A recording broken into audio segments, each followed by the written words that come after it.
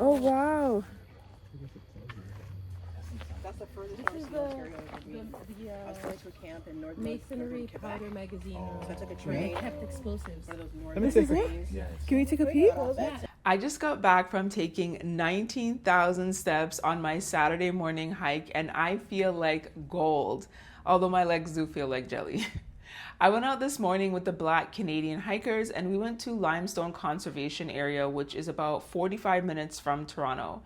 I just discovered this group this year and I am so grateful because oftentimes when I tell people I hike, I like to hike, I do solo hiking, multi-day hiking, they can't believe it. And of course, I want to ask why, but I already know the answer. They don't expect someone who looks like me to love hiking the way I do, and that needs to change. One of the most pervasive myths out there is that Black people don't like to hike or camp. You see this portrayed in media, and I've heard people say this as if it's a fact. I've even had my Blackness questioned because I like hanging out in nature. But the thing is, the outdoors don't belong to anyone. As it stands, the great outdoors is synonymous with whiteness. I'm a Black woman who has summited mountains, hiked along waterfalls, and chased sunsets on trails across the world. And admittedly, almost every single time, I'm one of the very few, if not the only one who looks like me. This isn't about ability or desire though. The answer is multifaceted. It's part historical exclusion, generational fear passed down, and a persistent lack of representation in outdoor media. Historically, Black folks have been restricted from nature. In the US, Jim Crow laws and segregation designated many state and national parks as white only, or offered significantly fewer facilities for Black people. In Canada, Black folks and Jews have also historically faced discrimination when attempting to access parks. It was just not safe for us to be out there because of racism. I didn't grow up camping with my immigrant parents. I did camp a few times in my childhood with Pathfinders, a youth club associated with my old church, but it certainly wasn't a regular occurrence. This lack of exposure meant that when I got curious about hiking, I didn't have the knowledge or know-how.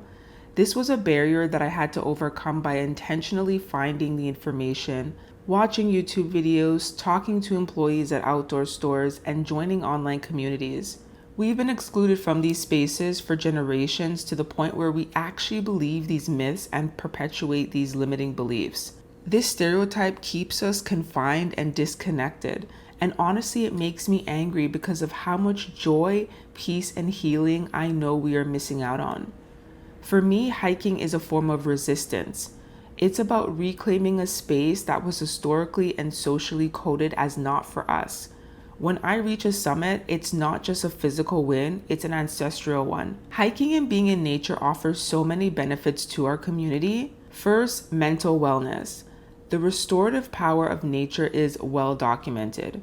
For people who often carry the weight of systemic stress, the woods are a therapist. They demand your presence and offer instant peace. Hiking has been my savior during some of the lowest points of my life. Second, connection and grounding. There is something deeply grounding about touching the earth and moving your body in a natural rhythm. It connects us to our history and to the planet in a profound way. My ancestors were deeply connected with the land. This is a connection that belongs to all of us. Third, challenging the narrative. Every time one of us steps onto a trail, we are an act of rebellion. We are visibly proving the stereotype wrong.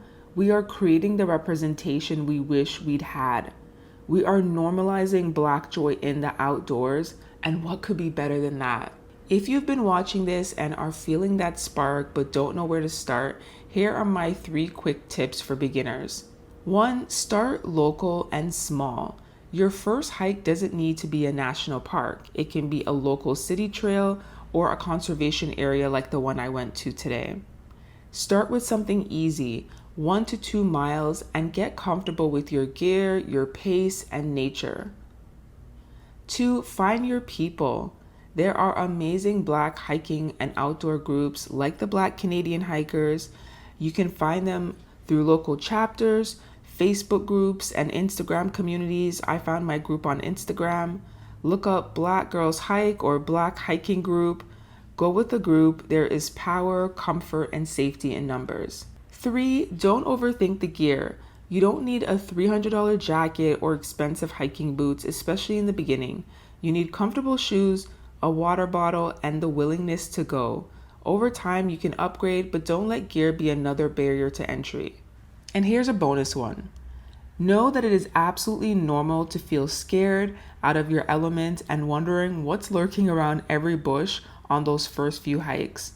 I know I've been there, but know that the more you do it, those feelings will fade. Also, take protective devices with you. Always check your local laws, but oftentimes people carry bear spray, coyote spray, a pocket knife or multi-tool, and a whistle. The trails are for us, the mountains are for us. The peace, the joy, the strength you find out here is yours for the taking. So tell me, do you like to hike or are you interested in starting? If you're a beginner, what's holding you back?